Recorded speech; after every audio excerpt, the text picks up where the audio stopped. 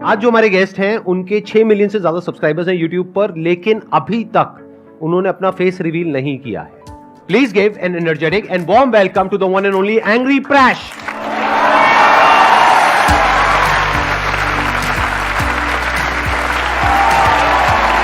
क्या हाल चाल?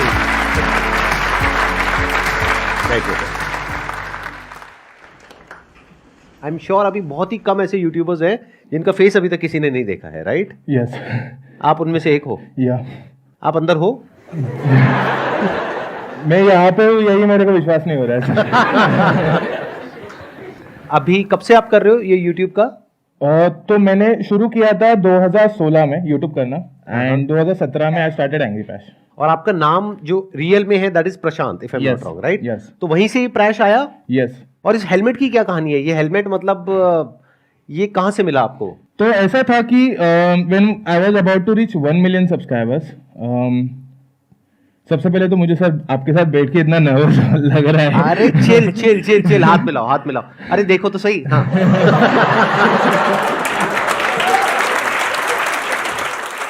तो ऐसा था कि I was about to reach 1 million subscribers, and बहुत सारे लोग बोल रहे थे कि now we want to see you, we want to meet you. तो जैसे ही लोगों ने बोलना शुरू किया तो मेरे दिमाग में पहला थॉट तो यही आया था, ये तो मैं कवर के लिए बोला था, लेकिन एक्चुअली ये थॉट आया था मैंने कि बहुत सारे कार्टूनिस्ट जो होते एनिमेटर्स होते हमें like Oggy and the cockroaches पता है, हमें बेन 10 पता है, बट उनके क्रिएटर हमें नहीं पता है। वो मुझे भी वो क्यूरियोसिटी रखनी थी अपनी लाइफ में, बट अंदर से फैंस को मिलने की चाह भी बहुत थी।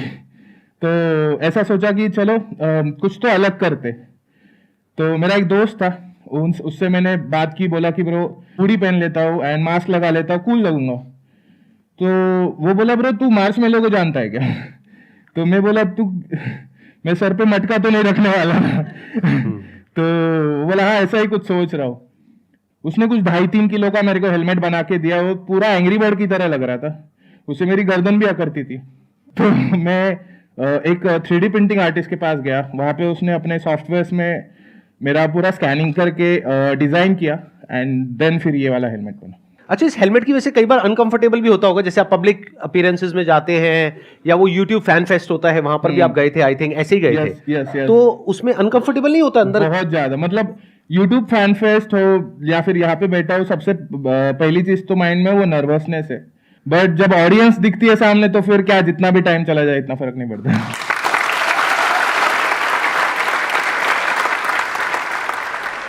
अब बताइए, आप लोगों के माइंड में कुछ क्वेश्चंस आ रहे होंगे जो आप इनसे पूछना चाहते हैं। मेरा जो मेन क्वेश्चन है वो ये है कि ना, अभी सोशल मीडिया एक ऐसी चीज़ हो गई है जो लोग फेम के लिए करना चाह रहे हैं, एंड आपके पास ऑलरेडी इतना ह्यूज अमाउंट है सब्सक्राइबर का, एंड ऑडियंस भी है काफ़ी अच्छी, तो आपके मन में कभी ये नहीं आता कि यार मैं भी थोड़ा फेमस हूँ अपना फेस दिखा करके?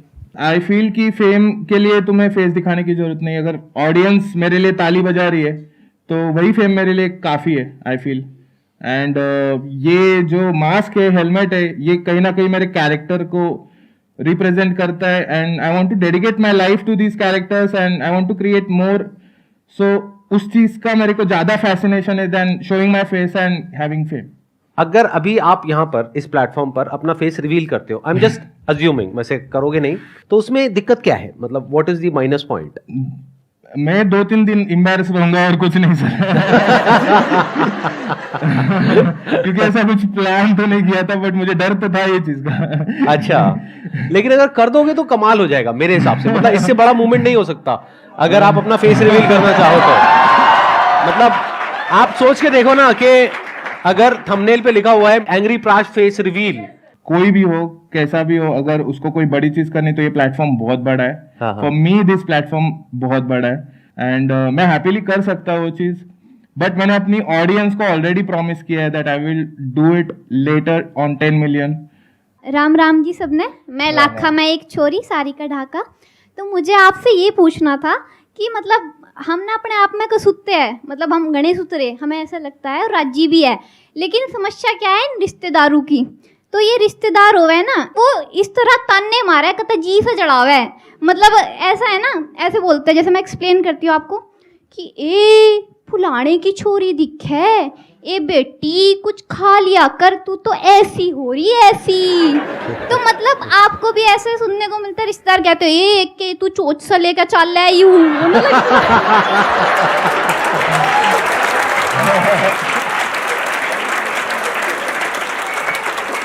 तो बताइए जी, जनता जानना चाहती है।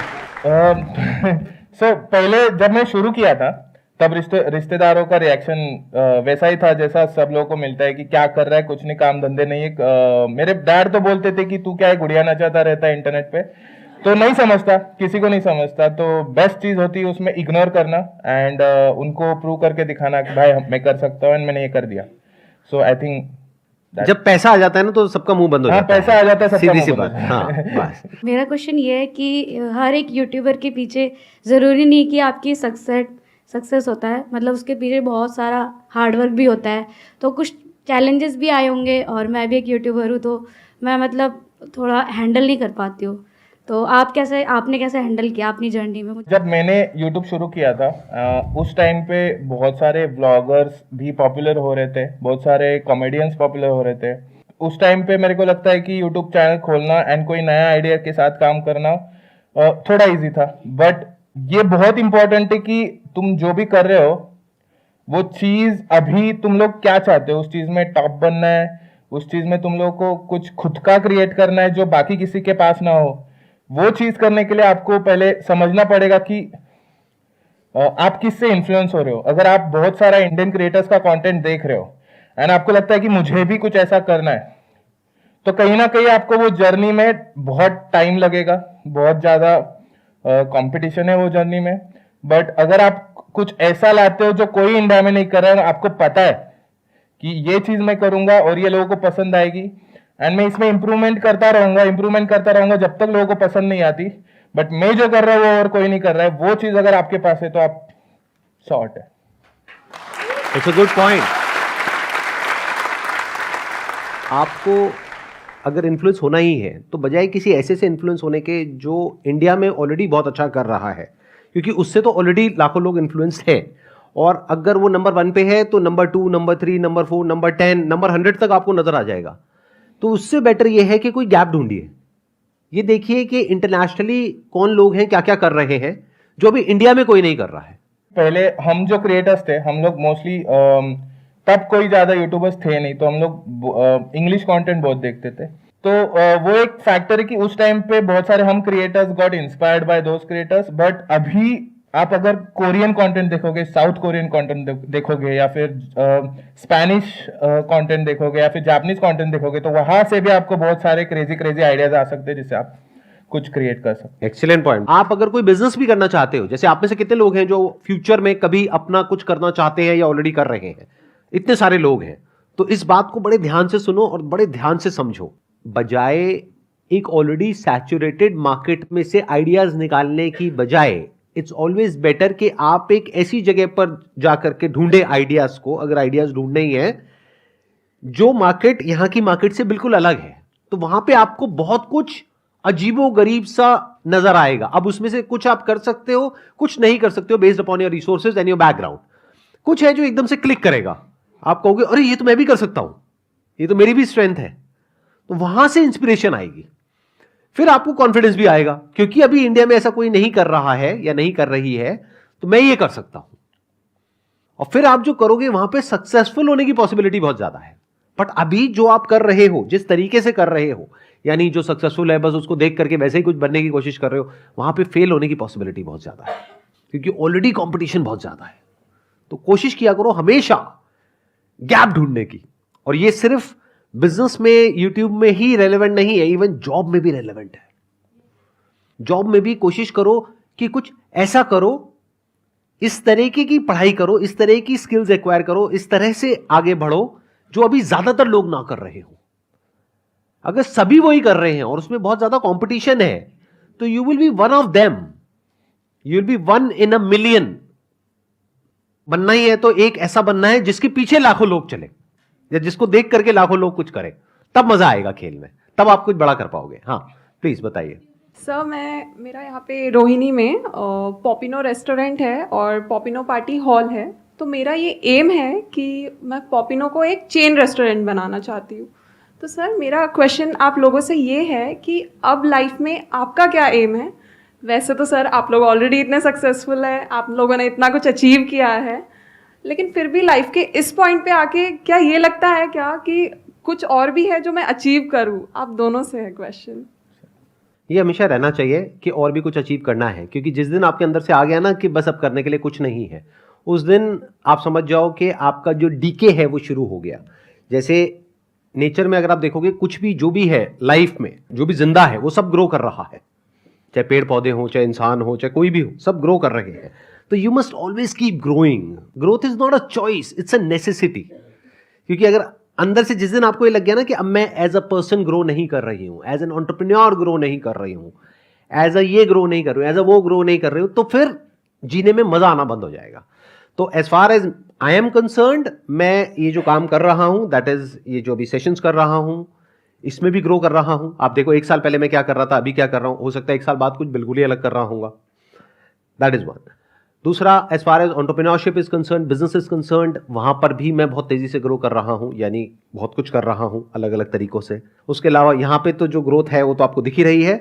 बाकी अगर सब्सक्राइबर्स देख रहे हैं तो आई थिंक वो भी ठीक ठाक ग्रो कर ही रहे हैं।